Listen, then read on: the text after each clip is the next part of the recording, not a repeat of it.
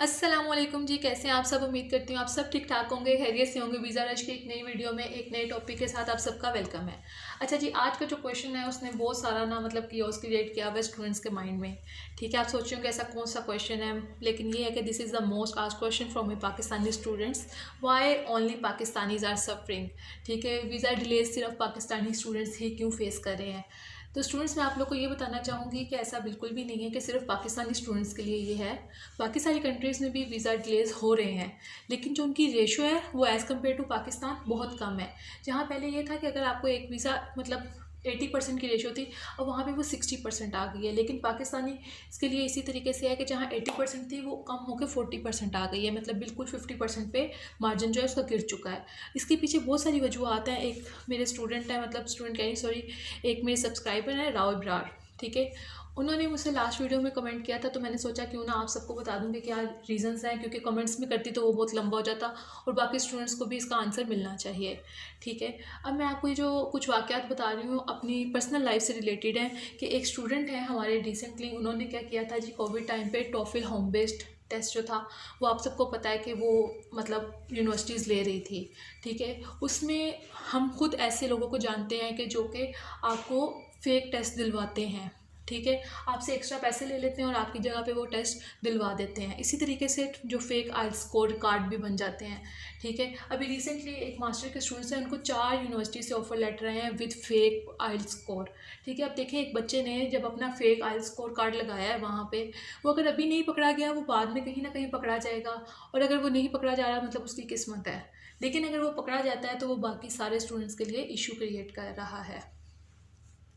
ठीक है, अब इस चीज़ स्टूडेंट्स को भी सोचनी चाहिए कि अगर हम ये काम कर रहे हैं हम तो अगर बच जाएंगे, लेकिन बाकी स्टूडेंट्स के लिए, आने वाले बच्चों के लिए ये मसला होगा। फिर कुछ स्टूडेंट्स ऐसे हैं जो फेक फंड्स शो करवाते हैं। ठीक है, कुछ ने अपने गैप्स का कम करने के लिए उसके लिए फेक सर्टिफिकेट्स वगैरह लगाए हैं। अभी रिसेंटली मेरे एक स्टूडेंट था जिसने अपना फेक सर्टिफिकेट लगाया था। ठीक है, उसको लाख मना किया, लेकिन उनको लगता है कि शायद हम लोग कोई चीज़ समझा रहे हैं तो वो चीज़ मतलब बेवजह है। खैर, उनको मना किया गया, और जब बाद में इनके इंटरव्यू में उस एम्प्लॉयर से पूछा गया कि भाई इस तरीके से ये स्टूडेंट है, इसने आपके पास ये काम किया, ये कुछ भी, तो उनको तो पता नहीं था, क्योंकि आपको पता है सर्टिफिकेट्स बनाना पाकिस्तान में बहुत ईजी काम है। तो उसकी वजह से क्या हुआ, उस बच्चे का जो एडमिशन है वो कैंसिल कर दिया गया। ठीक है, अब तीसरी जो चीज़ आ जाती है, वन मोर थिंग, कि मतलब Pakistani students are not loyal with their commitments. ठीक है, I am not talking about all the Pakistani students, but yes few of them are doing this. ठीक है, ऐसा नहीं है कि आप सारे ही इस तरह से हो, लेकिन जो कुछ एक हैं वो क्या कर रहे हैं जी, पूरे तालाब को गंदा कर रहे हैं। अच्छा, अब मैं आपको बताती हूँ कि एक प्रोफेसर है, उसने इवन फेसबुक पे ये पोस्ट डाली थी कि मैंने एक पाकिस्तानी स्टूडेंट के लिए अपने फंड्स इतनी टाइम से सिक्योर रखे, और एंड पे क्या हुआ, उस स्टूडेंट को किसी और लैब में काम मिल गया और वो वहाँ चला गया। उससे क्या हुआ, उस जो प्रोफेसर का टाइम भी ज़ाया हुआ, उसके जो फंड्स हैं वो भी वेस्ट हुए। ठीक है, और उस प्रोफेसर ने क्लियरली ये चीज़ मेंशन की कि मैं आइंदा कोई भी पाकिस्तानी स्टूडेंट्स लेने के हक़ में नहीं हूँ। ठीक है, अब उस एक स्टूडेंट की वजह से एक प्रोफेसर के पास कितनी पोजीशंस थी जो कि बाकी स्टूडेंट्स उससे महरूम हो गए। तो इस तरह की चीज़ें हैं जो करने से बाकी बच्चों का मुस्तकबिल ख़राब कर रहे हैं। ठीक है, कुछ स्टूडेंट्स हैं जो वहाँ जाके कोर्स चेंज कर लेते हैं। ठीक है, अब आपका क्या, एक प्रोफेसर ने आपके लिए एक सीट रखी है, आपने आना है, कोर्स पे काम करना है, लेकिन क्या है, 3 महीने आपने लगाए और उसके बाद आपने कोर्स चेंज कर लिया। ठीक है, आपका बिहेवियर, आपकी कमिटमेंट्स, कुछ स्टूडेंट्स पंचुअल नहीं है, कुछ काम नहीं कर रहे, इस तरीके से जब पाकिस्तानी होगा, क्योंकि जो हमने देखा है मेन ऑब्जेक्टिव क्या है, वहाँ जाके पैसे कमाना। ठीक है, जब आप पैसों के पीछे इस तरीके से जाते हैं स्टूडेंट्स, तो आप बाकियों का भी नुकसान कर रहे हैं। आप ये चीज़ देखें कि आप स्टूडेंट वीज़ा पे जा रहे हैं और आप वहाँ जाके बाकी एक्टिविटीज़ में मुलविस हो गए हैं। या फिर रिसेंटली 2 वहाँ के स्टूडेंट्स सियालकोट के ही, उन्होंने क्या किया था जी, कि वो उन्होंने बहुत सारे स्टूडेंट्स के साथ फ्रॉड लगाया था।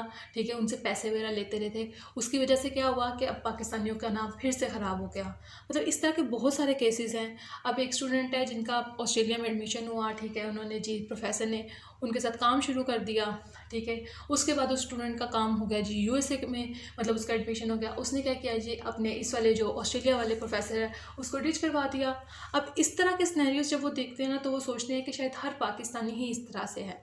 तो मैं आप सबको ये सजेस्ट करूँगी कि स्टूडेंट्स प्लीज़, अगर आप लोग जाना चाहते हैं तो पूरी ईमानदारी के साथ जाएं, अपने फेक डॉक्यूमेंट्स वगैरह ना लगाएं, अपने रियल आइडेंटिटी, रियल डॉक्यूमेंट्स वगैरह लगाएं, ताकि आपके लिए भी आसानी हो और आने वाले लोगों के लिए भी आसानी हो।